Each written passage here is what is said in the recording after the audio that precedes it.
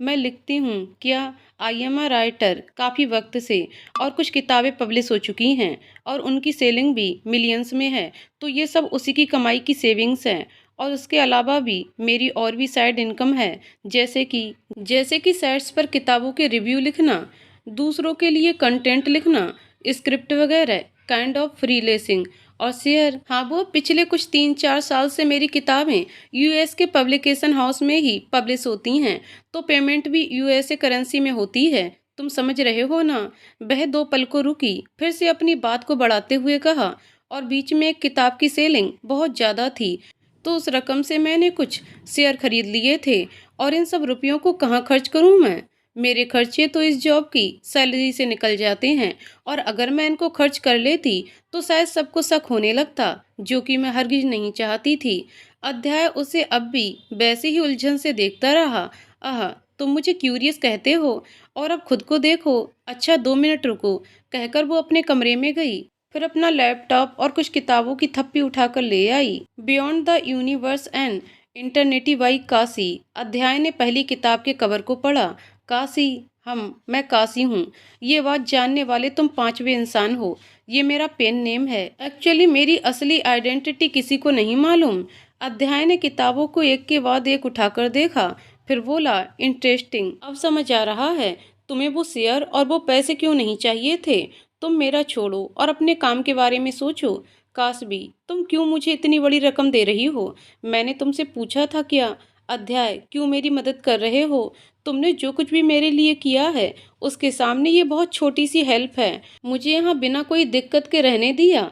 तुम्हारे इस घर ने मुझे वो सुकून दिया है जो मैं बरसों से उस घर में ढूंढ रही थी। तुम्हें शायद नहीं पता, लेकिन जिंदगी में पहली बार मैं जॉब से घर लौटने को बेताब रहती थी, क्योंकि यहाँ मैं चैन से रह सकती हूँ, जो अपनी मर्जी चाहे कर सकती हूँ। शुरुआत में खुद को कितनी दफ़ा कह चुकी थी कि मुझे इस जगह से लगाव नहीं बनाना चाहिए, लेकिन मुझे यहाँ सुकून मिलता है, और इसके बदले में मैं तुम्हारी इतनी मदद तो कर सकती हूँ।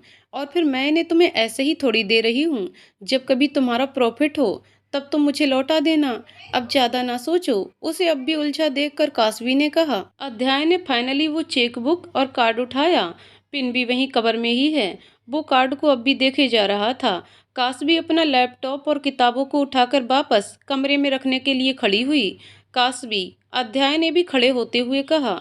वो रुकी। अध्याय ने कार्ड और चेक को देखते हुए कहा, इसके लिए थैंक्स, याद है ना, दोस्ती की थी। उसने अध्याय के कहे लफ्ज दोहरा दिए, फिर कमरे में चली गई। वाकई उसके अकाउंट में कई रुपए थे। अध्याय ने अपना रुका काम शुरू करवा दिया। आज भी खाना फ्रिज में ही रहा और वो कॉफी से पेट भरता रहा। दूसरे दिन वो कासवी को जागने से पहले ही चला गया। कासवी उठी तो उसने अपने फोन में उसका टेक्स्ट देखा। उसे कोई इन्वेस्टर से मिलने जाना था, जिसके चलते वो 2 दिनों तक घर वापस नहीं आएगा। और जब 2 के बदले 3 दिनों बाद वो लौटा तो उसका चेहरा थकान से भरा हुआ था, लेकिन सुकून था। कासवी ने कई दिनों बाद उसके चेहरे पर सुकून देखा था। कासवी को ग्रिट करने के बाद वो सीधा अपने कमरे में चला गया। जब फ्रेश होकर बाहर आया तब कासवी अपने लैपटॉप में कुछ कर रही थी। उसका कार्ड और चेक बुक उसे वापस देते हुए कहा, इसके लिए फिर से थैंक्स। क्यों, हो गया क्या सब साठ। हाँ, फिर भी अध्याय, फंड के लिए इसे अपने पास रखो। मुझे सच में अभी रुपयों की जरूरत नहीं है। जब चाहिए होंगे तब तुमसे मांग लूंगा। वैसे तो मैंने 80% खर्च कर लिए हैं। उसने अपनी गर्दन के पीछे की ओर स्क्रैच करते हुए कहा। अच्छा है, कहीं तो काम आए पैसे। वैसे क्या लिखती हो तुम, और कब से लिख रही हो। मैंने तो तुम्हें कभी लिखते नहीं देखा। फिक्शन, और अभी वही कर रही थी। उसने लैपटॉप की स्क्रीन उसकी ओर घुमाई। स्कूल में थी तब स्कूल के ड्रामा का स्क्रिप्ट, छोटी कहानियां लिखती थी। फिर बड़े होते होते वो कहानी की लेंथ भी बड़ी होती गई। जब फोन आया तो राइटिंग ऐप पे लिखना शुरू कर दिया। वहां से फिर पब्लिकेशन हाउस से कांटेक्ट हुआ, और तब से ये सिलसिला शुरू ही है। पहली किताब कब पब्लिश की थी। कॉलेज के सेकेंड ईयर में। फिर खड़ी होकर किचन की ओर जाने लगी। अध्याय ने सामने रखी स्क्रीन में से कुछ लाइंस पढ़ी। ऐसी मनगढ़ंत कहानियां लिखने के लिए तुम्हें इतने सारे रुपए मिलते हैं क्या। क्या कहा, दोहराओ तो जरा। उसके कदम बीच में ही रुक गए और वो उसके पास आकर एक साइड में अपने दोनों हाथ बांधे खड़ी रह गई। तुमने कहा ना फिक्शन लिखती हो, तो वही तो हुआ, मनगढ़ंत। इसमें कुछ गलत थोड़ी ना कहा। गलत ना कहा, तुमने कहानियों को मनगढ़ंत कहा। हर एक करेक्टर को पन्नों पे जिंदा किया है मैंने। और ऐसी कहानियों से क्या मतलब है तुम्हारा? उसने अपनी भौं नचाते हुए पूछा। फिर उसको जवाब देने का मौका दिए बिना ही आगे बोलने लगी। तुम्हारी जिंदगी से लाख गुना अच्छी कहानी है मेरी। कार्ड दो वापस मेरा। टेबल पर रखा कार्ड उठाते हुए उसने कहा। तुम्हारी हेल्प करनी ही नहीं चाहिए थी। अध्याय भी खड़ा हो गया। मेरा वो, खबरदार, अगर एक और लफ्ज निकाला, यही कत्ल कर देना है मैंने, उसने चिढ़ते हुए कहा। कार्ड को किनारे से पकड़कर उसके करीब जाकर उसके चेस्ट पर एक कोना टिकाते हुए फिर आगे बोली। आइंदा से अगर मेरी कहानियों के बारे में ऐसा वैसा कुछ कहा ना, तो जिंदा जमीन में गाड़ दूंगी। लेकिन मैंने गलत क्या कहा? फिक्शन का सिर्फ सिंपल हिंदी मतलब ही तो कहा था। गलत ही तो कहा। ऐसे स्टेटमेंट के लिए तुम्हें जेल हो सकती है। कौन सी कानूनी किताब का नियम है? Reader writer association. और तुम अब भी मुझसे बहस कर रहे हो? खैर, ईमेल भी किसी एल टेक्नोलॉजी से लिखवाने वाले तुम क्या जानो कि लेटर कैसे लिखते हैं? अध्याय ने थोड़ी गर्दन झुकाई और बोला। और वही ईमेल का यूज तुम अपने मनगढ़ंत कहानी भेजने के लिए करती हो? उसने जानबूझकर मनगढ़ंत शब्द पर भार देते हुए कहा। अध्याय, मैं बता रही हूँ, गुस्सा ना दिलाओ मुझे तुम, कहीं सच में कत्ल ना कर दूं तुम्हारा। ये रही गर्दन, थोड़ा और झुक, काटने में कम परेशानी होगी, उसने झुकते हुए कहा। कासवी ने भी दोनों हाथों से गर्दन दबोच ली। अध्याय को लगा मजाक कर रही होगी और वह भी उसे चिढ़ाने के लिए ही बोल रहा था। मर जाऊंगा मैं, छोड़ो मुझे, उसने हाथ वहां से छुड़वाने की कोशिश करते हुए कहा। मैंने पहले ही कहा था, मेरी किताबों के बारे में ऐसा वैसा नहीं सुनूंगी। और तुमने तो अभी पढ़ा भी नहीं, ऐसे कैसे तुम कुछ भी कह सकते हो? छोड़ो कासवी, आइंदा जवान संभाल कर मेरी किताबों के बारे में बोलना।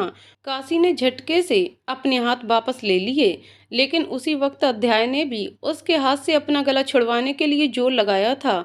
एक ही तरफ जोर लगाने से कासवी का बैलेंस बिगड़ा और वो गिर गई। लेकिन खुद को बचाने के चक्कर में अध्याय का हाथ पकड़ते हुए उसने अध्याय को भी गिरा दिया। आह! जमीन पर गिरते ही कासवी के मुंह से आह निकली। अध्याय को कुछ समझ नहीं आया कि क्या हुआ। अभी अभी तो अपनी जान बचाई थी उसने। अभी तो कुछ समझे उससे पहले काशी ने उसे धक्का देकर साइड में किया। कितने भारी हो तुम, हटो मेरे ऊपर से। तब जाकर एहसास हुआ कि उसका आधा शरीर कासवी के ऊपर गिरा हुआ था। हाय मेरी कमर, कहते हुए वो बैठने लगी। अध्याय ने उसकी कोहनी पकड़कर खींचा तो वो सीधी उसकी चेस्ट पर आकर गिरी। आउच! अपने हाथ सहलाते हुए उसने कहा। तुम्हारी चेस्ट है कि पत्थर? एक तो तुमने मुझे गिराया और अब मुझको ही कोस रही हो। मैंने कहाँ गिराया? तुम ही साथ में गिर गए। कितनी बेशर्म इंसान हो तुम। अभी मेरी जान ले रही थी और अब झूठे इल्जाम लगा रही हो मुझ पर। तुमने पहले मुझे ऑफेंड किया था, तो तुम मेरी जान लोगी? अध्याय ने आंखों में देखकर पूछा। जिंदा हो अभी तुम? और अगर मैं मर जाता तो? अगर सच में मुझे कुछ हो जाता तो फिर क्या करती तुम? तो क्या अंतिम संस्कार करती तुम्हारा? और क्या? इतनी बुजदिल थोड़ी ना हूं मैं कि तुम्हारी लाश को कहीं भी फेंक दूं। और फिर मुर्दे को घर में थोड़ी ना रख सकते हैं, उसने बड़ी ही संजीदगी से सोचते हुए कहा। तुमसे खतरा है मुझे, पता नहीं कब क्या करोगी मेरे साथ। कहते हुए वो पालथी लगाकर उसके बाजू में बैठ गया। ज्यादा लगी क्या? उसे अपनी कमर पर हाथ को दबाते देख पूछा। शायद। दिखाओ, अध्याय ने अपना हाथ कमर पे रखते हुए कहा। काशी उसकी छुअन से थोड़ी ठिठक गई और अध्याय को भी एहसास होते ही उसने तुरंत अपना हाथ वापस ले लिया। सॉरी मैं वो, आई एम सॉरी, उठने में मदद करो मेरी। अकॉर्ड हुई सिचुएशन को संभालते हुए कासवी ने कहा। ज्यादा लगी हो तो हॉस्पिटल चलें? नहीं, जरूरत नहीं। और फिर अपने कमरे में चली गई। अध्याय ने उसे फिर से 2-3 बार हॉस्पिटल के लिए कहा, लेकिन वो मना करती रही। लेकिन रात को बहुत दर्द बढ़ गया था। दूसरे दिन जब वो जागी नहीं तो अध्याय उसके कमरे में गया। ठीक हो? अध्याय ने पूछा। उसने नामे गर्दन हिलाई। बहुत दर्द हो रहा है, कल ही कहा था चलते हैं हॉस्पिटल, लेकिन नहीं, डॉक्टर साहबा तो खुद इलाज करती हैं। चलो अब फ्रेश होकर आवाज दो, मैं नाश्ता बना रहा हूँ। उसे उठने में मदद करते हुए अध्याय ने कहा। काश भी बाथरूम में चली गई तो वो भी किचन की ओर चला गया। 2-4 दिनों में काश भी ठीक हो चुकी थी, जबकि अध्याय अपनी कंपनी के कामों को लेकर आउट ऑफ कंट्री था। उसे गए हफ्ता बीत चुका था। बिल के पेपर्स देने के बाद कासवी की फैमिली वालों ने आगे कोई दिक्कत खड़ी नहीं की थी, जबकि अध्याय की फैमिली से तो सक्सेस पार्टी के बाद उसने कभी बात ही नहीं की थी। वो लोग कभी अध्याय के अपार्टमेंट में नहीं आते थे और न ही अध्याय उधर जाता। इनफैक्ट कासवी ने अध्याय को उनसे बात करते तक नहीं सुना था। आज कासवी कोई किताब और अलग अलग रंगों की मार्कर पेन लेकर बैठी थी, जिससे वो किताब में लिखी लाइंस हाईलाइट कर रही थी। कुछ देर बाद जब फोन चेक किया तो आधे घंटे पहले आई ईमेल देखकर उसका चेहरा पूरा खुशी से चमक उठा। उसने सब एक तरफ रखकर उस ईमेल को गौर से पढ़ना शुरू किया। ईमेल वीजा अप्रूवल की थी। उसे ठीक से पढ़ लेने के बाद वो लैपटॉप लेकर आई और कुछ साइट्स चेक करने लगी, लेकिन तभी डोरबेल बजी। दोपहर का वक्त था। उसे लगा अध्याय होगा, लेकिन दरवाजे पे खड़े इंसान को देखकर वो थोड़ा झुंझलाई। वो मिस्टर अरोड़ा थे। कासवी उन्हें देख थोड़ी सी हैरान भी हुई। वो नहीं जानती थी कि बाप बेटे के बीच क्या चल रहा है। कुछ देर बाद अपने ख्यालों से बाहर आते हुए उन्हें अंदर आने के लिए रास्ता दिया। वो सोफे पर आकर बैठे तो कासवी ने अपनी चीजें समेटकर एक ओर रख दी, फिर पानी लाने के लिए अपने कदम किचन की ओर लिए। अध्याय कहाँ है? क्या इन्हें कंपनी के बारे में मालूम होगा? उसके जहन में पहला सवाल यही आया। वो अपने काम से शहर से बाहर गया है। कैसा काम? उसकी जॉब के रिलेटेड कुछ था। कब तक लौटेगा? मुझे इस बारे में ख्याल नहीं है। क्यों, तुम्हें बताकर नहीं जाता वो? ऐसी बात नहीं है। लेकिन वो आगे बोल पाती उससे पहले ही फिर से घंटी बजी। अब कौन हो सकता है? कासवी ने मन ही मन सोचा। दरवाजा खोलकर देखा तो अध्याय था, जो कि काफी खुश दिख रहा था। लेकिन कासवी को नर्वस देख वो कुछ बोलने ही जा रहा था, लेकिन फिर सामने बैठे इंसान को देख वो रुक गया। आप यहाँ क्या कर रहे हैं मिस्टर अरोड़ा? आ गए तुम? तुम्हारी बीवी तो कह रही थी तुम शहर से बाहर गए हो और लौटने का पता नहीं। मुझे आपसे बात करने में कोई दिलचस्पी नहीं है। प्लीज मेरा और अपना वक्त बर्बाद ना करें। ठीक है, मैं तो सिर्फ तुम्हें देखने आया था। खैर, कंपनी बची हुई है तुम्हारी। मैं आपको जवाब देना जरूरी नहीं समझता। दरवाजा खुला है, आप जा सकते हैं। उसने अपने कमरे की ओर जाते हुए कहा। और हाँ, वापस यहाँ मत आना। आपके लिए ये दरवाजा अब बंद ही मिलेगा। और कासवी, दोबारा कभी इन्हें घर के अंदर मत बुलाना। फिर वो कमरे की ओर बढ़ गया। तुम्हें क्या लगता है अध्याय, बिजनेस इतना आसान काम है? कब कहाँ डूब कर रह जाओगे पता भी नहीं चलेगा। और तुम्हारे पास तो इतनी जान पहचान भी नहीं है कि। वो बोल रहे थे, लेकिन अध्याय ने उन्हें अनसुना कर जोर से पटक कर दरवाजा अपने पीछे बंद कर दिया।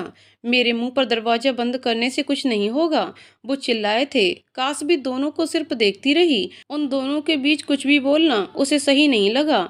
मिस्टर अरोड़ा ने एक बार बंद दरवाजे की ओर गुस्से से देखा, फिर कासवी की ओर। इसे समझा देना, पहले से कंपनी डूब रही है उसकी। अपनी बेवाफिया से जो है वह भी ना गवा दे। फिर उठकर चले गए। कासवी उन्हें जाते हुए देखती रही। फिर कुछ देर बाद कासवी ने अध्याय के कमरे पर नॉक किया। आ जाओ। अब कासवी ने अंदर कदम रखा तो वो बाथरूम की ओर जा रहा था। सब ठीक है? वो यहाँ क्यों आए थे? हाँ, सब ठीक है। वो तुम्हारी कंपनी के बारे में उनकी मत सुनो कासवी, ट्रस्ट मी, सब ठीक है। अध्याय ने उसे बीच में रोकते हुए कहा। ओके। फिर वो बाहर आ गई और फिर से लैपटॉप लेकर अपना अधूरा काम पूरा करने बैठ गई। कुछ देर बाद अध्याय भी बाहर आ गया। अब तक वो फिर से किताब लेकर बैठ चुकी थी। अध्याय को अब इन सब चीजों की आदत हो चुकी थी। वैसे अध्याय, तुम्हें उनको ऐसे बाहर नहीं भेजना चाहिए था। उसने कुछ देर इधर उधर की बातों के बाद कहा। अगर तुम्हें पता होता कि उन्होंने मुझे यही वर्ड्स कहकर वापस भेज दिया था, तब भी यही कहती। कासवी ने अपना ध्यान किताबों से उसकी ओर कर दिया। मैं अपनी सेल्फ रिस्पेक्ट साइड में रखकर उनकी हेल्प लेने गया था। पता नहीं कैसे मिश्रा अंकल की बात मान ली कि बाप अपने बेटे की मदद से मना नहीं कर सकता, ये जानते हुए कि उन्होंने पहले भी मेरे स्टार्टअप को सपोर्ट नहीं किया था। लेकिन उनके लिए उनका सिर्फ एक ही बेटा है। प्लीज तुम उन्हें दोबारा अंदर मत आने देना, और तुम भी दूरी रहो उनसे। अंदर आने देने के लिए मैं यहाँ रहूंगी तब ना। अध्याय ने सवालियत नजरों से उसकी ओर देखा। मेरा वीजा अप्रूव हो गया है। अध्याय को समझ नहीं आया कि कैसे रिएक्ट करे। सबसे पहले ख्याल ये आया कि अब वो यहाँ से चली जाएगी। उसे दर्द सा महसूस हुआ। तुम्हें कुछ कहना नहीं? कॉन्ग्रेचुलेसन, फाइनली तुम अब आज़ाद हो जाओगी। कासवी मुस्कुराई, लेकिन ये उसकी मुस्कुराहट नहीं थी। तो कब जा रही हो? आगे का बाकी प्रोसेस खत्म हो जाए उसके बाद। ठीक है, अध्याय ने खड़े होते हुए कहा। मैं थक चुका हूँ, रेस्ट करना है, कहकर वो फिर से कमरे में चला गया। उसे रेस्ट नहीं करना था। वो उसके सामने कैसे रिएक्ट करे, वो डिसाइड नहीं कर पा रहा था। उसे इस वक्त बहुत कुछ महसूस हो रहा था, लेकिन ये सब वो कासबी के सामने नहीं जाहिर करना चाहता था। वो अब चली जाएगी, एक ही ख्याल उसके दिमाग में जगह बनाकर बैठ गया था। अब उसे अव्यय की बातें याद आ रही थीं।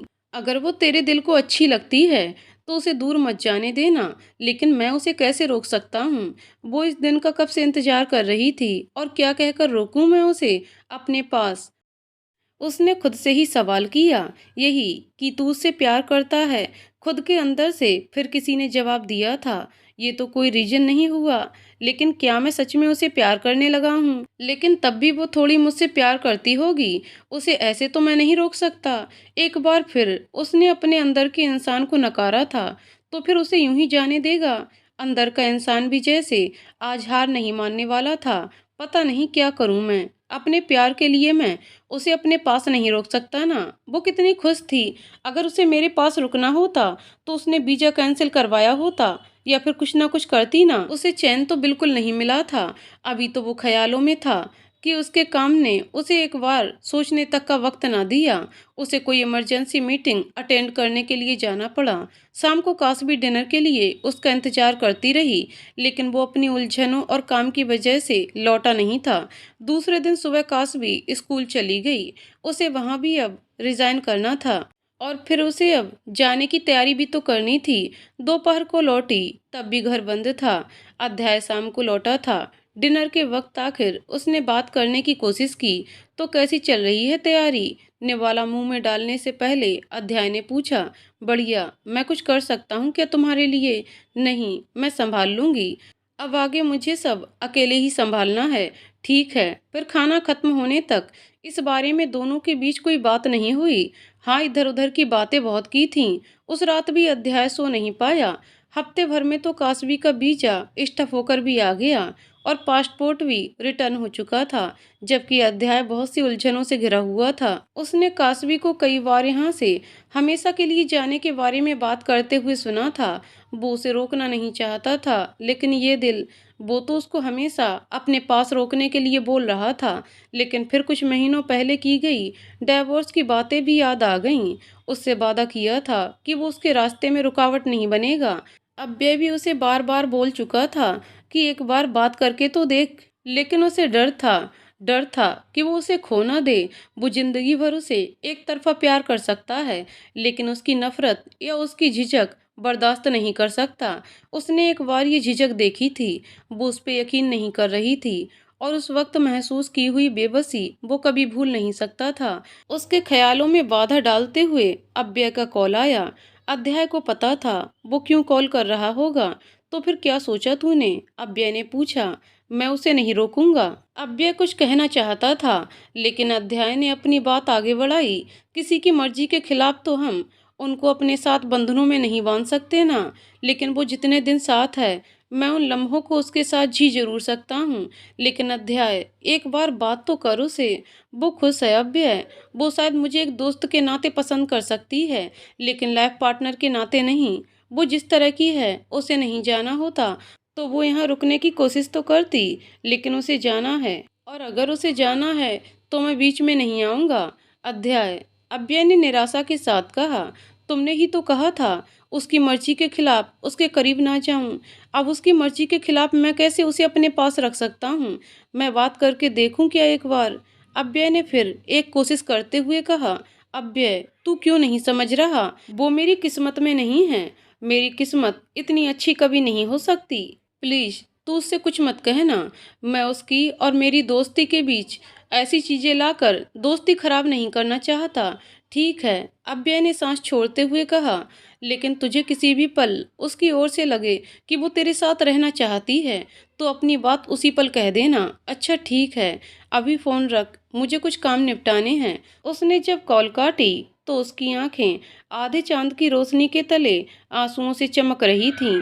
2 दिन बाद उसने कासबी को अपने साथ बाहर डिनर करने के लिए बोला और वो मान भी गई। अध्याय ने अच्छा सा टाइम स्पेंड किया था उसके साथ, जैसे आगे की जिंदगी के लिए यादें बना रहा हो। अव्यय उसे अब भी कई बार कह चुका था अपने दिल की बात कासबी को बताने के लिए, लेकिन वो उसे अपने साथ बांधना नहीं चाहता था। और आज कासबी जा रही थी और कुछ ही देर में उसकी फ्लाइट थी। वो कुछ ज्यादा ही इमोशनल हो चुकी थी। उसने कई बार इस देश से जाने के बारे में सोचा था। उसे एयरपोर्ट पर कोई सी ऑफ करने आएगा, वो कभी नहीं सोचा था। उसे यहाँ अच्छा लगता है, लेकिन वो यहाँ चैन से नहीं जी पाएगी। उसे अपनी जिंदगी सुकून से बितानी थी। मैं मिस करूंगी तुम्हें, आखिर जाने से पहले कासबी ने कहा। लेकिन अध्याय कुछ कह नहीं पाया। वो अंदर जाने लगी तो अध्याय ने उसे रोका और कुछ उसके हाथ में थमाया और कहा, मुझे याद रखना, और ये भी कि मैं हमेशा तुम्हें सपोर्ट करूंगा। कासवी ने अपने हाथ में रहे नन्हे बॉक्स से रेपर हटाकर खोला तो उसमें खूबसूरत सा नेक चेन और पेंडेंट था। लेकिन ब्रांड के नाम पर नजर गिरते ही उसने झट से उसे बंद करके वापस अध्याय के हाथों में थमा दिया। ये मैं नहीं ले सकती, पसंद नहीं आया। अध्याय की आवाज में निराशा झलक रही थी। नहीं, बहुत खूबसूरत है, लेकिन ये बहुत महंगा होगा। तुम्हें बेवजह मुझ पर ऐसे खर्च नहीं करने चाहिए। तुम्हें रुपए कहीं भी काम आ सकते हैं। फॉर गॉड सेक कासवी, ये मैंने तुम्हारे लिए खरीदा है, अपनी दोस्त के लिए जिसके साथ मैंने बहुत दिन गुजारे हैं, अच्छे बुरे दिन, और तुमने मेरे लिए बहुत कुछ किया है। इसे मेरा थैंक यू समझ कर ही रख लो। फिर बाद में तुम्हें इसके साथ जो करना हो वो तुम कर सकती हो। मर्जी चाहे कहीं रख दो, किसी को दे दो या एक्सचेंज करवाओ। उसने वो बॉक्स वापस उसके हाथ में रखते हुए कहा। कासवी कुछ देर उसे देखती रही, फिर उस बॉक्स को अपनी मुट्ठियों में बंद करते हुए उसने अध्याय को हक कर लिया। अध्याय 2 पल समझ नहीं पाया, फिर उसने भी अपने हाथ हल्के से उसके इर्द गिर्द लपेट लिए। कासवी ने गहरी सांस लेते हुए खुद की आंखें बंद की, जिनमें कुछ नरमाइश आ चुकी थी। यूएस आओगे तब मिलेंगे, कहकर वो अलग हुई। अब मुझे जाना चाहिए, देर हो रही है। उसने इधर उधर देखते हुए कहा। अगर उसने अपनी नजरें ऊपर की होती तो अध्याय की नम आंखें देख पाती। Bye bye, take care. वो अंदर की ओर चली गई और अध्याय उसे देखता रहा। उसने एक बार भी पीछे मुड़कर नहीं देखा था। अध्याय भी पलटकर पार्किंग की ओर बढ़ गया, लेकिन दिल बहुत भारी हो गया था। बार बार ऐसा लग रहा था कि उसे जाने देकर वो गलती कर रहा था, लेकिन फिर उसके ख्यालों के बारे में सोचकर वो अपने दिल को समझा लेता था। एयरपोर्ट का शोर शराबा अब हल्के हल्के कम हो रहा था। सारी फॉर्मेलिटी खत्म कर प्लेन टेक ऑफ की तैयारी में था। कासवी ने अपने पास की एक बैग को ऊपर रख दिया था और एक छोटी बैग अपने पास लेकर बैठी थी। बाजू में कोई बूढ़ी अफ्रीकन आंटी बैठी हुई थी। पता नहीं क्यों उसकी चेस्ट पर बहुत भार सा महसूस हो रहा था। पहली बार प्लेन में बैठने का डर तो नहीं था ये। उसने अपनी आंखें बंद कर लीं। बी स्ट्रॉन्ग कासवी, उसने खुद से ही कहा। बाजू में बैठी बूढ़ी औरत ने उसके हाथ पर अपना हाथ रखकर उससे अंग्रेजी में कहा, कुछ नहीं होता, अभी कुछ पलों में प्लेन स्टेबल हो जाएगा। प्लेन तो स्टेबल हो जाएगा, लेकिन क्या मेरी जिंदगी कभी स्टेबल हो पाएगी? उसे तुरंत ख्याल आया, लेकिन उसने हल्के से मुस्कुराते हुए गर्दन हाँ में हिला दी और फिर से अपनी आंखें बंद कर लीं। आंखें बंद करते ही उसे एयरपोर्ट बाहर अध्याय के साथ की हुई बातें याद आ गईं। उसका हाथ अपने आप अपने गले के पास चला गया और जैसे कुछ ढूंढने लगा। उसके गले में वही लॉकेट था जो कुछ देर पहले अध्याय ने उसे दिया था। वो कैसे कह सकता है कि मैं इसके साथ जो करना चाहूँ वो करूँ, किसी को दे दूँ या यूं ही कहीं रख दूँ?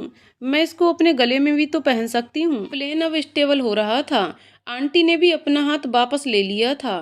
फिर से एक बार वो अपनी गर्माहट उसके हाथ से चली गई और एक बार फिर से दिल को उसकी बाहों में मिली गर्माहट याद आ गई। उसने झट से अपनी आंखें खोल दी। उसके हाथ को गले में पहने लॉकेट को पकड़े हुए देख वो बूढ़ी औरत ने फिर से अपनी अमेरिकन एक्सेंट में कहा, पहली बार अपनों से दूर जा रही हो? अपने? हाँ, वो अपना ही तो था। उसने गर्दन हाँ में हिलाकर यस कहा। फिर दोनों के बीच थोड़ी देर तक बातें होती रहीं।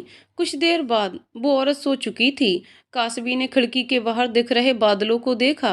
कुछ याद आते ही चेहरे पर हल्की मुस्कुराहट भी आ गई। उसका परफ्यूम, उस दिन जब वो बहुत ही करीब था तब उसे उसके कोलोंज की खुशबू जानी पहचानी लगी थी, लेकिन वो याद नहीं कर पाई थी कि वो खुशबू कौन सी थी। आज जब वापस उसके करीब थी तो उसे याद आया कि उसने ये खुशबू तब पहली बार अपने जहन में उतारी थी जब उसने नॉनवेज की बदबू मिटाने के लिए इसे इस्तेमाल किया था। और खुद के वो खुशबू के रिमार्क पर कैसे वो चौंक कर उसकी ओर मुड़ा था। वो उन अच्छे पलों को याद कर रही थी, वो उन दोनों के साथ बिताए थे। फिर कुछ सोचते हुए उस नन्हे से बैग में से पेन और डायरी निकाल ली और फिर कुछ लिखने लगी। फिर डायरी, बहुत दिनों बाद वापस तुम्हारे पास आई हूँ। नाराज तो नहीं होना तुम मुझसे, लेकिन क्या करूँ, कोई मेरी बातें सुनने वाला जो मिल गया था, वो भी तुम्हारी तरह मेरी सारी बातें बिना किसी शिकायतों के सुनता था। और फिर वो मेरी बातों का जवाब भी देता था। हाँ, जवाब कम देता था, लेकिन देता तो था। तुम मुझे जवाब नहीं देती। खैर, मुझे लगता है मुझे फिर से तुमसे ही सारी बातें करनी होंगी। अच्छा, अपनी जगह लेने वाले के बारे में जानना चाहोगी? तुम नहीं भी चाहो तब भी मैं तुम्हें बताऊंगी। तुम्हें याद है मैंने तुम्हें कहा था अध्याय की फैमिली की कंपनी की सक्सेस पार्टी है और मुझे उसके साथ पार्टी में जाना है। और अगर उस पार्टी में वो मुझे अकेला छोड़कर आ गया तो मैं उसे बहुत परेशान करूंगी, उसे एक अच्छा सबक सिखाऊंगी। लेकिन तुम्हें पता है उस दिन क्या हुआ? तुम्हें कैसे पता होगा? मैं भी ना। उस दिन के बाद तो हमारी बात ही नहीं हुई। उस दिन मुझे फिर से एक बार मम्मा पापा की बहुत याद आई थी। वो दिन ना बहुत ही बुरा गुजरा था, लेकिन फिर उसने वो दिन को मेरे लिए एक अच्छे दिन में बदल दिया। तुम्हें पता है उसने मुझसे मेरे बारे में पूछा था। मैं ना कहती थी वो गधा है, लेकिन उसे मालूम था सिर्फ वो मुझसे सुनना चाहता था।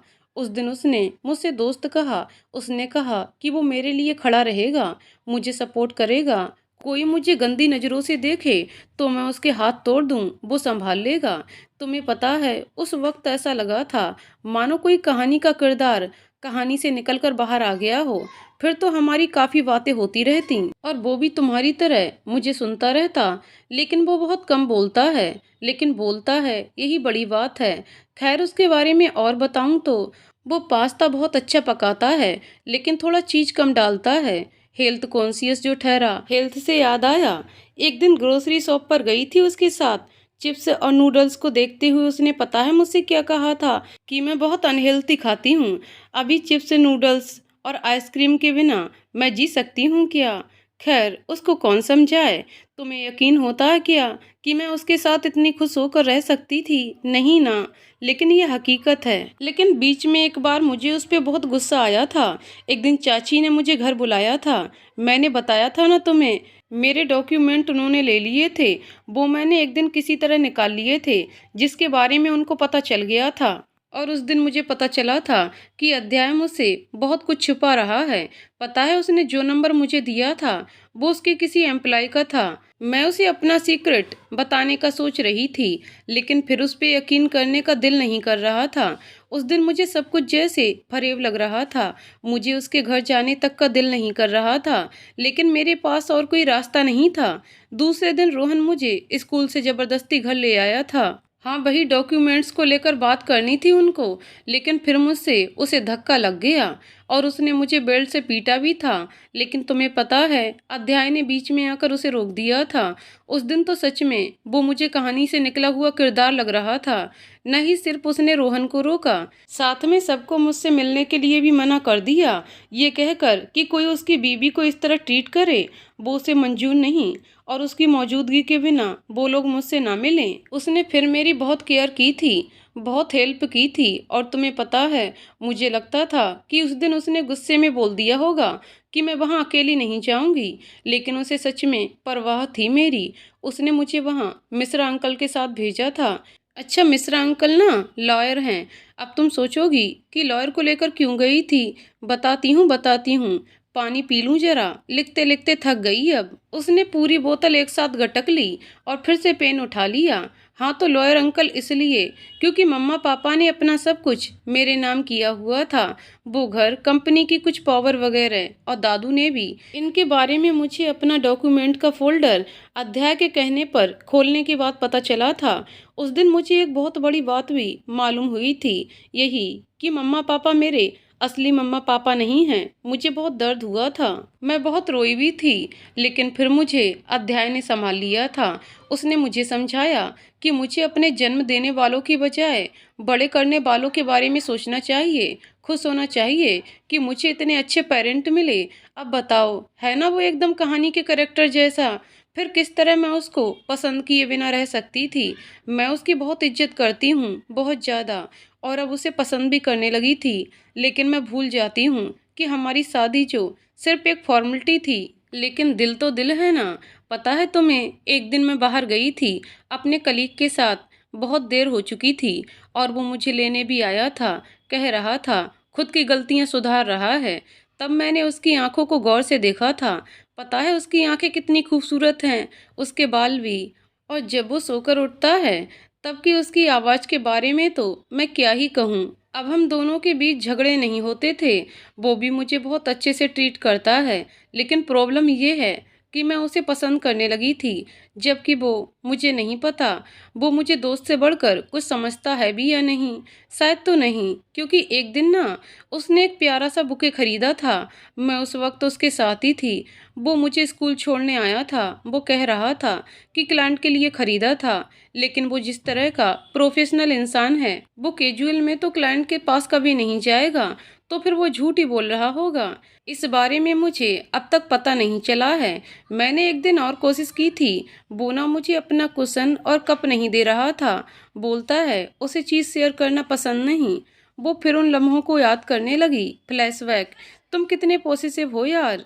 मुझे तो उस लड़की पर तरस आ रहा है जो तुम्हारे साथ शादी के बाद रहेगी। इस बारे में तो तुमसे बढ़कर और कोई बता ही नहीं सकता। वो कैसे? टेक्निकली देखें तो तुम मेरी बीवी हो और मेरे साथ रहती भी हो। फ्लैशबैक एंड कासबी के चेहरे पर मुस्कुराहट छा गई।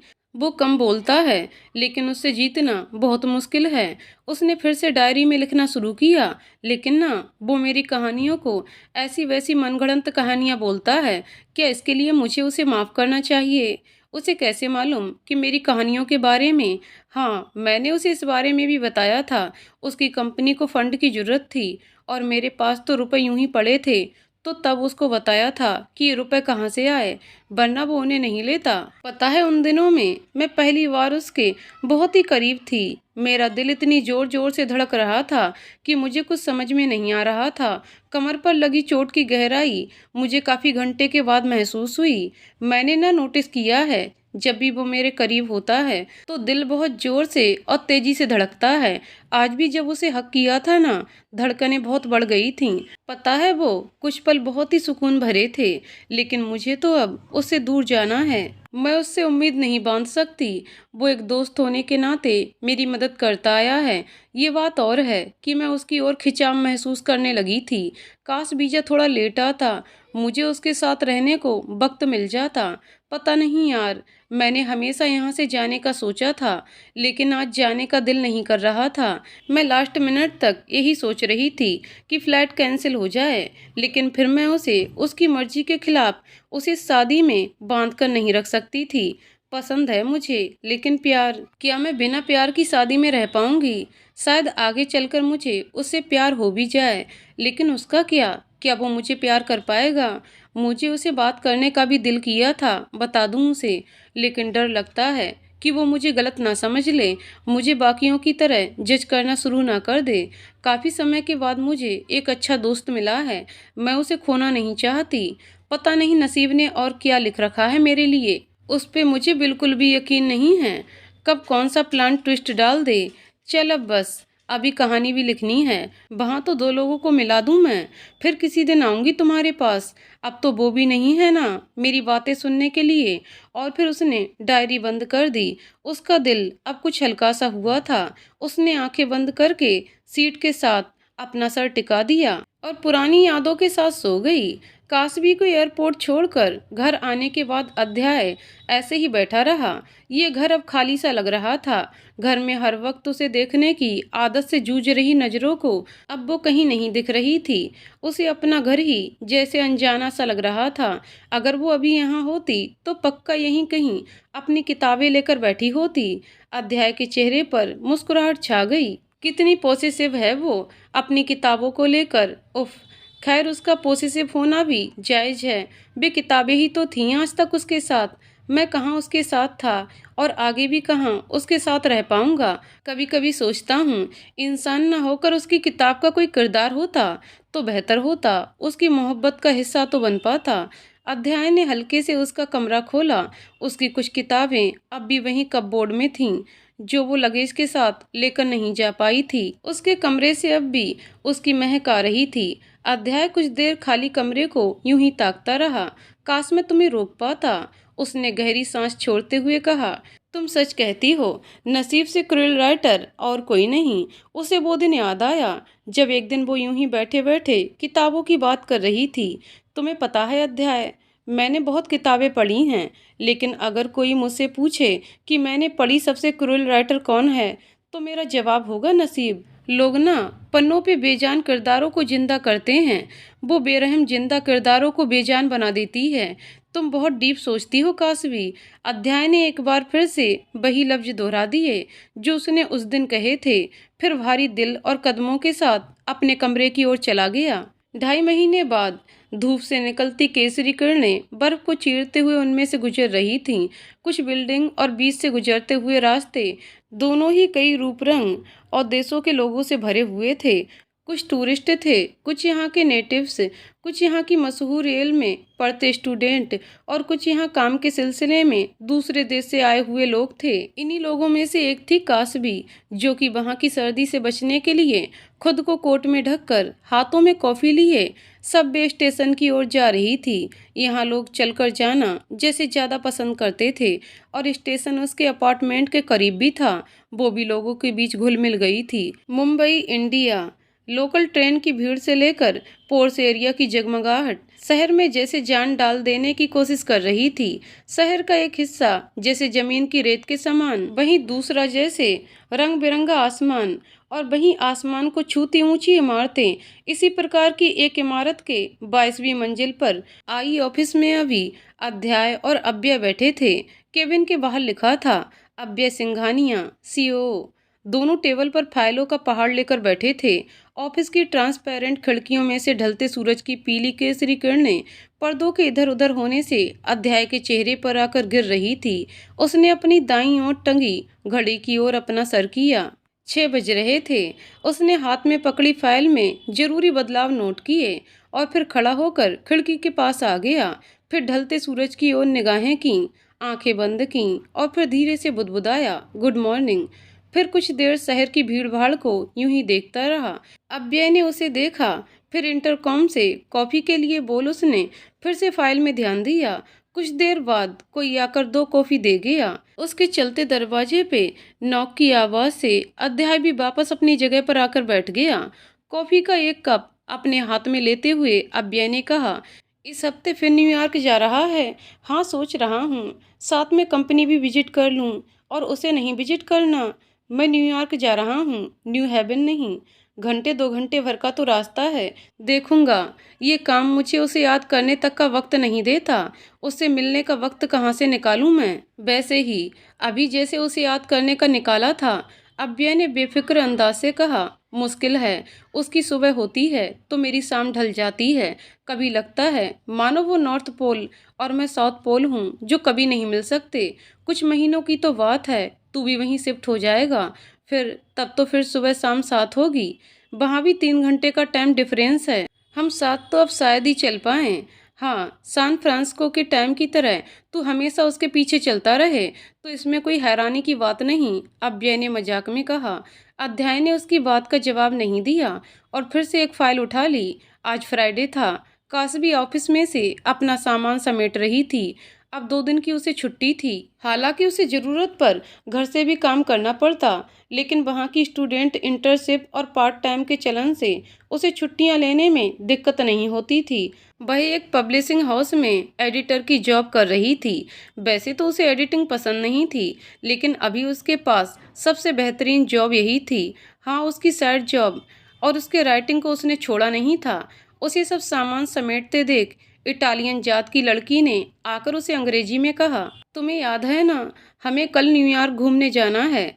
फिर से प्लान कैंसिल मत कर देना। मुझे याद है एमिलिया और मैं आ रही हूँ। बाकी के लोग आ रहे हैं ना?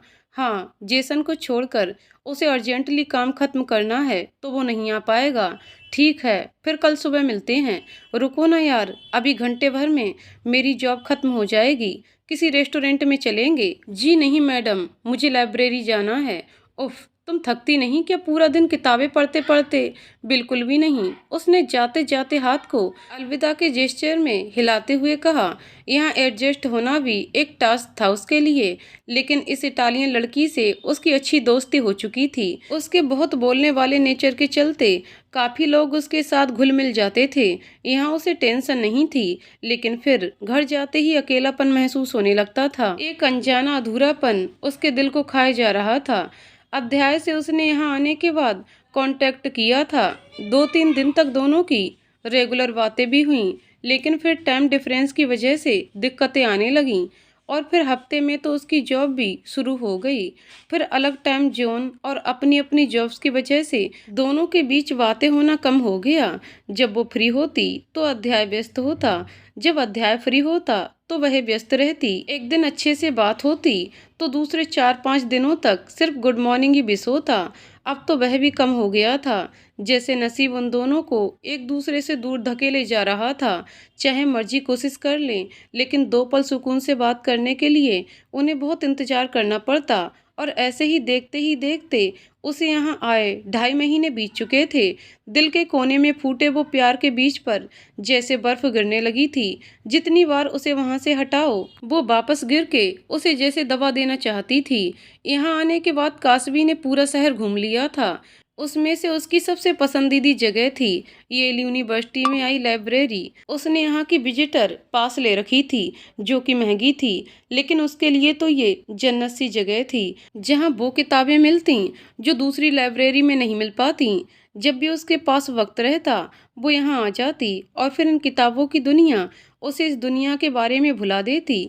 आज भी वह यहीं पर आई थी। दूसरे दिन सुबह को ही कासवी अपने दोस्तों के साथ न्यूयॉर्क के लिए निकल चुकी थी। उसे ये शहर बहुत वक्त से घूमना था। उसकी किताबों को पब्लिश करता पब्लिशिंग हाउस भी इसी शहर में था। उसकी पहली पसंद भी यही शहर था, लेकिन फिर उसने लास्ट में न्यू हेवन को चुना था, क्योंकि वह न्यूयॉर्क के मुकाबले ज़्यादा अफोर्डेबल था और दोनों के बीच का डिस्टेंस सिर्फ 1.5 या 2 घंटे के करीब था। पूरा दिन सिटी घूमने के बाद शाम को सबने डिनर के लिए एक अच्छे से रेस्टोरेंट में जाने का डिसाइड किया था, क्योंकि उनमें से कुछ लोग न्यूयॉर्क से भी थे और उस वजह से उन्हीं में से किसी एक के फैमिली रेस्टोरेंट के वीआईपी एरिया का बुकिंग उन्हें इजीली मिल गया था।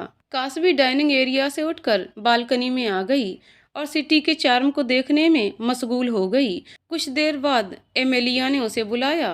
वह वापस अपने टेबल की ओर आ गई, लेकिन बैठते वक्त उसकी निगाहें सामने की ओर ठहर गईं। वो अपनी नजरें वहां से हटा नहीं पाई। अध्याय वो एकदम से हैरत से बुदबुदाई थी। वही संजीदगी से भरा चेहरा, प्रॉपर सेट किए बाल और सूट, उसके प्रोफेशनलिज्म की निशानियां। वो एकटक उसे देखती रही। दिल जैसे उछलकर मुंह में आ गया था। धड़कनें खुद के कानों में सुनाई दे रही थीं और सांसें भी तेज तेज चलने लगी थीं। वो यहाँ क्या कर रहा होगा? उसने मुझे बताया तक नहीं। ये ख्याल आते ही उसकी आंखें आंसुओं से भर गईं। एमेलिया उसे पुकार रही थी। हाँ, कुछ कह रही थी तुम? उसने अपना ध्यान एमेलिया की ओर दिया। क्या हुआ तुम्हें?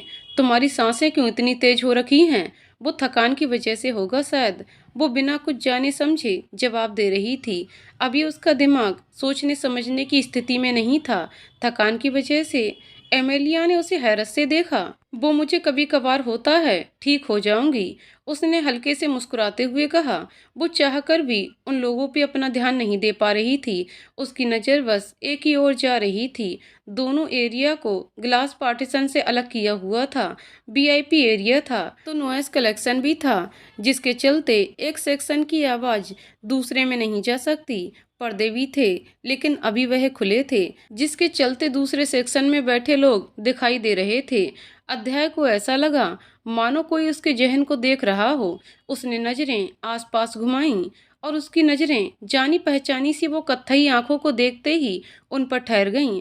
उसका दिल जैसे धड़कना भूल गया था।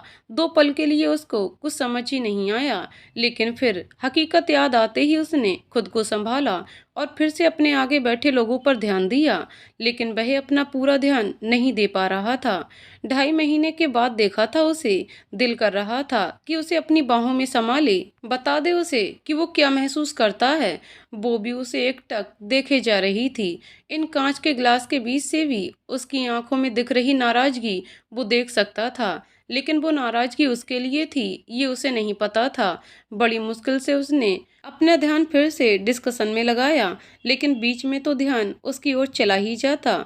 करीबन घंटे बाद उसके साथ में बैठे हुए लोग खड़े हुए। वो भी उन्हीं के साथ लिफ्ट तक गया, लेकिन फिर वापस वहीं आ गया जहां वो लोग पहले बैठे थे। फिर कासबी जिस ओर थी वहां देखा तो वो लोग मजाक मस्ती में व्यस्त थे। आधे घंटे बाद वो सब भी खड़े हुए। अध्याय की नजरें कासबी के ऊपर टिकी थीं। वो अब बाकी लोगों से कुछ कह रही थी। वो कुछ देर तक उन्हें कुछ समझाती रही। उसके बाद एक लड़की उसके गले मिली और फिर वो वहां से बाहर की ओर चली गई। अध्याय भी वहां से निकल गया। वो रेस्टोरेंट के ग्राउंड फ्लोर पर आए गार्डन कैफे में जाकर बैठ गई। उसे लग रहा था कि अध्याय उसका इंतजार कर रहा है। 2 मिनट बाद वो उसे ढूंढता हुआ आया था। अध्याय उसके पास गया। उसके साथ नजरें एक होते ही वही शिकायतें दिखीं जो कुछ देर पहले दिख रही थीं। कैसी हो? ठीक हूँ। घूमने आई थी? हाँ। लगता है न्यू हेवन तुम्हें रास नहीं आया, उसने कहा तो कासबी ने सिर्फ नजरें उठाकर अध्याय की ओर देखा। बकबक करने की आदत जो कम हो चुकी है तुम्हारी। तुम्हें क्या? तुमसे क्यों बात करूं मैं? तुम यहाँ मुझसे मिलने थोड़ी ही आए थे। ओह, तो इस बात की नाराजगी है? अध्याय ने मन ही मन सोचा। काम से आया था कासबी, वक्त रहता तो पक्का तुम्हें बताता, यानी मुझे बिना बताए ही जाने वाले थे। उसकी आंखों से एक आंसू गिर गया। पता नहीं क्यों वो इतनी इमोशनल हो रही थी। रो क्यों रही हो तुम? उसे रोता देख अध्याय ने पूछा। अच्छा नहीं लग रहा है क्या? यहाँ कुछ दिक्कत है? उसे रोता देख अध्याय को जैसे अचंभा हुआ था। कासबी ने अपने आंसू साफ किए, फिर अध्याय की ओर देखा, फिर बड़े ही शांत और स्थित लहजे में कहा नहीं, लेकिन उसकी आंखों में देखते ही फिर आंखें नम हो गईं। अच्छा चलो कुछ देर बाहर चलते हैं। मुझे नहीं आना, मैं थक चुकी हूँ। अच्छा तो यहीं बैठकर बातें करें। कासबी ने जवाब नहीं दिया तो अध्याय ने बात की शुरुआत करते हुए कहा, काफी दोस्त बना लिए तुमने, अब तो मुझे याद भी नहीं करती होगी तुम। मैं तुम्हें कभी नहीं भूल सकती अध्याय, उसने अध्याय की आंखों में देखते हुए कहा। अध्याय को आंसुओं से भरी उसकी आंखें आज कुछ अलग सी लग रही थीं। चलो अच्छी बात है, फिर आगे कुछ बातें हों उससे पहले अध्याय की कॉल बजी। कासवी का दिल किया इस फोन को कहीं फेंक दे। अभी देर है वैभव। नहीं, मैं पहुंच जाऊंगा तब तक, अभी मुझे डिस्टर्ब ना करो। इतना कहने के बाद उसने कॉल काट दी। कासवी को लगा शायद उसे कुछ काम हो। कोई काम है? नहीं तो फिर किस बात के लिए देरी हो रही है तुम्हें? सैन फ्रांसिस्को जाना है कंपनी पर। तुम्हारी कंपनी? वो सैन फ्रांसिस्को में है? कासवी ने अब हैरत से पूछा। हाँ, वहाँ जाने के लिए तो वक्त लगेगा। फ्लैट से जाना है? हाँ। कब है फ्लैट? अभी 2-3 घंटे में। तुम पागल हो क्या अध्याय? तुम्हारी फ्लैट है और तुम यहाँ मेरे साथ आराम से बैठे हो। ये बात तुम मुझे बता सकते थे ना। तुम इतने गैर जिम्मेदार कब से हो गए? कासबी ने एक सांस में बोलना शुरू किया। अगर चला जाता तो तुम नाराज नहीं हो जाती। उसके आगे बोलने से पहले अध्याय ने कहा, ओह गॉड अध्याय, तुम बता सकते थे ना मुझे ये। अब बैठे क्यों हो? उठो यहाँ से। कितना ट्रैफिक होगा? अगर फ्लाइट मिस हो गई तो? वो उसे डांटे जा रही थी। रिलैक्स कासवी, लगेज कहाँ है तुम्हारा? उसे भी तो लेना होगा। कितनी देर लगेगी यहाँ से एयरपोर्ट पहुँचने में? कासवी शांत हो जाओ। कैसे शांत हो जाऊँ अध्याय? अगर फ्लाइट मिस हो जाएगी तो तुम्हारे साथ न्यू हेवन चलूंगा। मजाक ना करो। जब कासवी को लगा कि वो वहां से ऐसे नहीं उठेगा तो उसने वहां से उठते हुए कहा, तुम्हें क्या मैं इतना बुरा लगता हूँ? अध्याय ने उसके पीछे आते हुए कहा। कासवी के कदम ठहर गए, फिर वो वापस चलने लगी। फिर बाहर आकर कैब को रुकवाया। मैं तो सोच रहा था हम बैठकर बातें करेंगे, लेकिन तुम तो मुझे यहाँ से भेज रही हो। अध्याय ने सांस छोड़ते हुए कहा। कासवी कैब में बैठ गई। अध्याय ने उसकी ओर देखा। वो जिद्दी, उसकी एक नहीं सुनने वाली अब। वह भी उसके बगल में बैठ गया। कैब में खामोशी बिछी रही। फिर अचानक से अध्याय ने पूछा, कभी न्यू हेवन से कहीं और शिफ्ट होने का इरादा है? हाँ, नरक में। कासबी ने कटाक्ष में कहा। ओह वाह, क्या जगह बताई है तुमने। अध्याय ने उसी टोन में कहा। मैं अब भी तुमसे नाराज हूँ, तुमने मुझे बताया तक नहीं। कासबी ने एक बार फिर कहा। ट्रस्ट मी, मैं काम में बिजी था और मुझे लगा तुम्हारे पास भी वक्त नहीं होगा।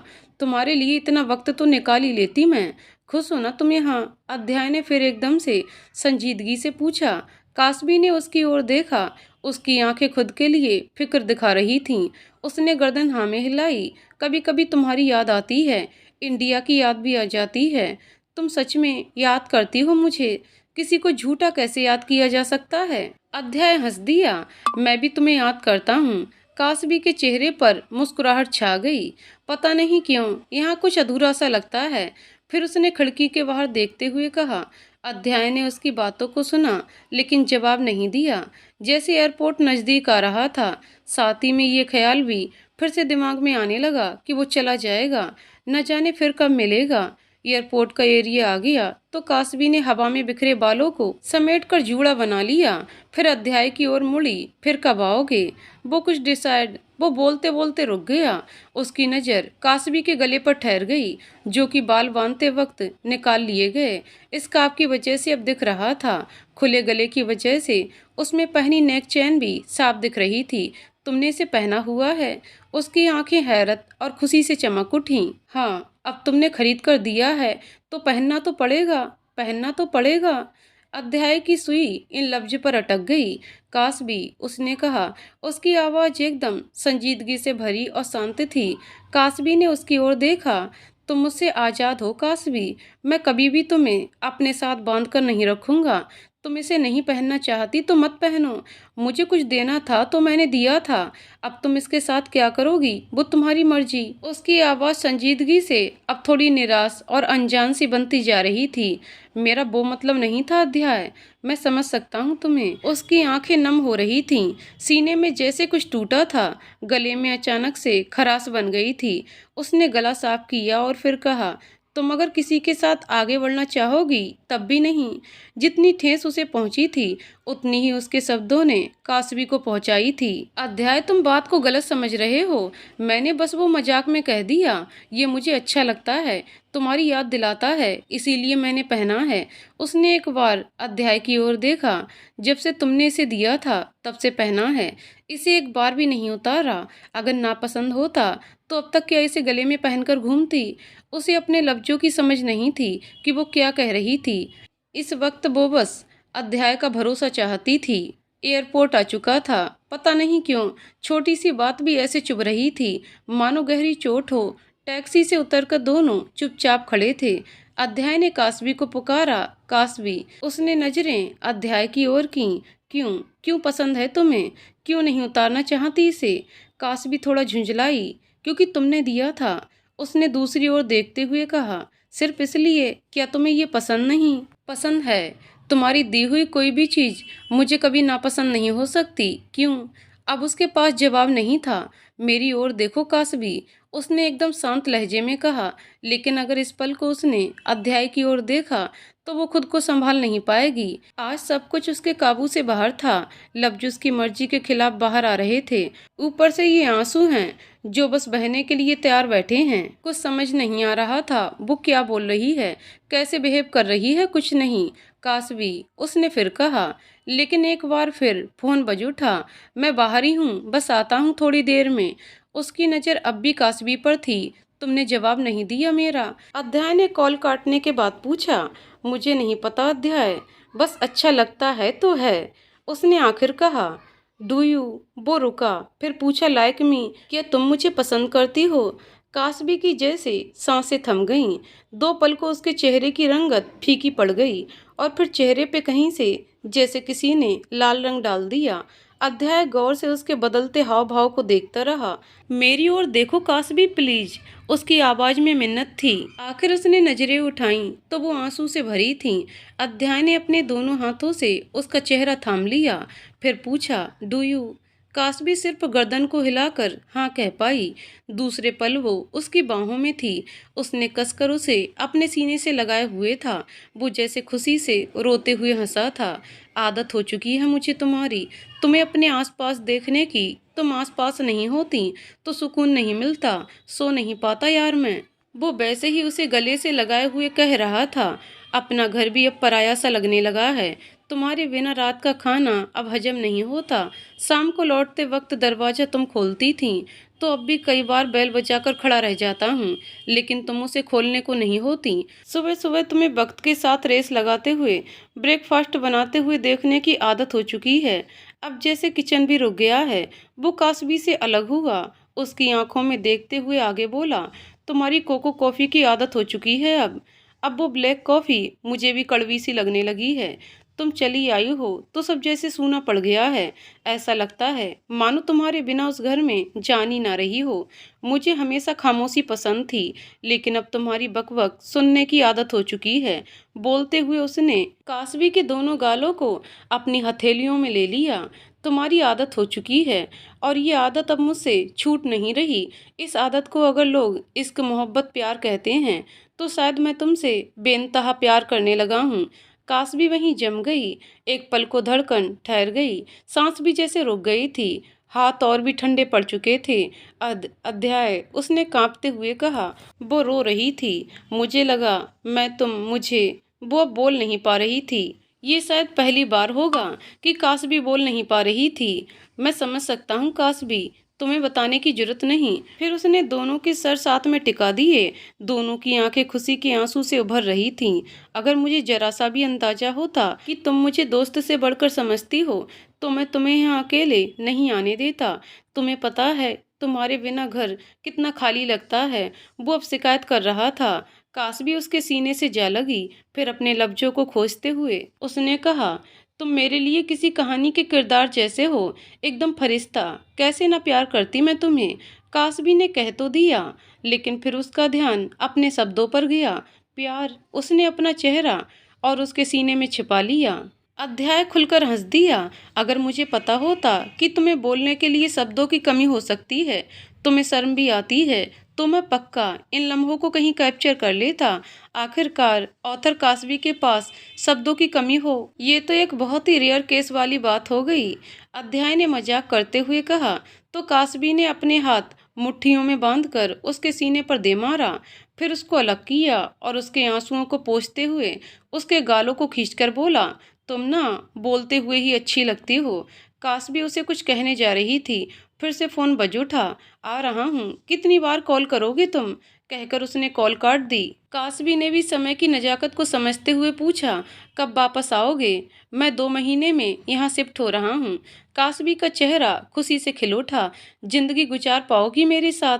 अध्याय ने उसकी आंखों में देखते हुए पूछा, तुम मेरी बकबक सुन पाओगे। कासवी ने जवाब में सवाल किया। कोई शक। अध्याय ने अपनी भौं चुकाते हुए पूछा। नहीं। कासवी ने एक बार और उसके सीने से लगते हुए कहा। मुझे भी अब तुम्हारी आदत हो चुकी है अध्याय, जल्दी आ जाना, वो कह रही थी। अध्याय ने उसके बालों को सहलाया। मुझे भी। और एक बार फिर किस करके अपने सीने से लगाया। इंतजार करना, ठीक है, अध्याय ने उसकी आंखों में देखते हुए कहा। कासवी ने तुरंत 2-3 बार सर हाँ में हिला दिया। ख्याल रखना। जाने से पहले एक बार उसने फोरहेड पर किस करते हुए उससे कहा था। कासवी उसे जाता हुआ देखती रही। उसका चेहरा सुकून से भरा था। उसने अपने गले में लटक रहे लॉकेट को छुआ और फिर कदम टैक्सी स्टैंड की ओर लिए। बाहर अचानक से हल्की बर्फ गिरने लगी थी, लेकिन प्यार का बीज अब मजबूत होकर बर्फ की चादर को हटाए बाहर आ चुका था। अभी तो उस पे 2 पत्तियों की शुरुआत हुई थी, जिसमें से पूरा पेड़ बनना था। 5 साल बाद खूबसूरत सा सजाया घर रात के अंधेरे के चलते बल्ब से जगमगा रहा था। पूरे घर की डेकोरेशन इतने अच्छे से की हुई थी कि पहली नज़र उसे देखने वाला इंसान उसकी तारीफ किए बिना रह ना पाए। सब चीज़ें अपनी जगह पर थीं, लेकिन कुछ खिलौने इधर उधर गिरे पड़े थे। इनके बीच अध्याय ड्राइंग रूम में बैठकर अपना काम कर रहा था। 5 साल में वो बिल्कुल भी नहीं बदला था। वो अपने काम में व्यस्त था। तभी नन्हा सा लड़का और एक लड़की अपने नन्हे पैरों से दौड़ते हुए अध्याय के पास आए। पापा पापा, स्टोरी टाइम। उन 2.5 से 3 साल के बच्चों ने तोतली आवाज में कहा था। अध्याय ने भी तुरंत अपना काम बंद कर दिया। फिर दोनों को उठाते हुए बोला, ओके लेट्स गो। अध्याय दोनों बच्चों को बेड पर लिटाने के बाद कहानी की किताब लेकर बैठा। ये वाली नहीं पापा, लड़की ने किताब देखकर कहा। जब दूसरी किताब लेकर आया तो लड़के ने मना कर दिया। अच्छा तुम ही बता दो कौन सी कहानी सुनोगे? नई कहानी, दोनों ने एक साथ जवाब दिया। हाँ लेकिन कौन सी नई कहानी? हमें नहीं पता। इस बार बच्ची ने कहा था। प्रिंसेस, अगर तुम्हें नहीं पता तो फिर किसको पता है? मम्मा को, लड़के ने झट से कहा। मम्मा कह रही थी पापा को। वो याद करने लगा कि उसकी माँ ने क्या कहा था। हाँ मंददम स्टोरी आती है क्या? अध्याय को कुछ समझ नहीं आया। मम्मा मम्मा, दोनों बच्चों ने पुकार लगाई। क्या हो गया? क्यों शोर मचा रहे हो दोनों? बालों को जूड़े में बांधते अंदर आते हुए कासवी ने पूछा। पापा को कहानी नहीं पता, लड़के ने निराशा से कहा। क्यों भाई, कहानियां तो कितनी सरल होती हैं, और फिर मनगढ़ंत कहानियां तो यूं ही बन जाती हैं ना। उसने अध्याय की ओर देखते हुए कहा। सुनाएंगे ना तुम्हें, तुम्हारे पापा, इनको बहुत आती हैं। उसने फिर से बच्चों को प्यार से कहा। सुनाओ सुनाओ, उसने अध्याय की ओर देखते हुए कहा। फिर आगे बोली, तब तक मैं एक असली कहानी लिखकर आती हूँ। अध्याय आंखें फाड़े हुए उसे देखता रहा। ये लड़की एक मौका नहीं छोड़ती उसे ताना मारने के लिए। उसने गहरी सांस छोड़ दी। पापा सुनाओ ना, बच्ची ने फिर से कहा। अच्छा पापा मम्मा की कहानी सुनोगे? उसने थोड़ा जोर से कहा। कासवी, जो अभी गई थी, वो भागती हुई वापस आई। ये आदमी भी ना बच्चों को कोई लव स्टोरी सुनाता है क्या? ये लोग फिर कुछ भी कहीं बोल देते हैं, कोई जरूरत नहीं है, कहकर उसने बच्चों के कंफर्टर सही किए और फिर कहानी सुनाने लगी। अध्याय ने उसकी ओर देखकर आई विंक की और वो भी वहीं लेट गया। बच्चों को कहानी सुनाते हुए कासवी भी वहीं सो चुकी थी। दूसरे रूम में खुले पड़े लैपटॉप की स्क्रीन कासवी की नई किताब का एक पन्ना दिखा रही थी, जो कुछ इस तरह का था। समर्पण, हमारे जीवन के नए अध्याय को। तो दोस्तों कहानी यहीं पर समाप्त होती है। दोस्तों आपको कहानी कैसी लगी कमेंट करके जरूर बताइएगा। कहानी पसंद आई हो तो वीडियो को लाइक शेयर करें और चैनल को सब्सक्राइब करें। कहानी को पूरा सुनने के लिए बहुत बहुत धन्यवाद दोस्तों।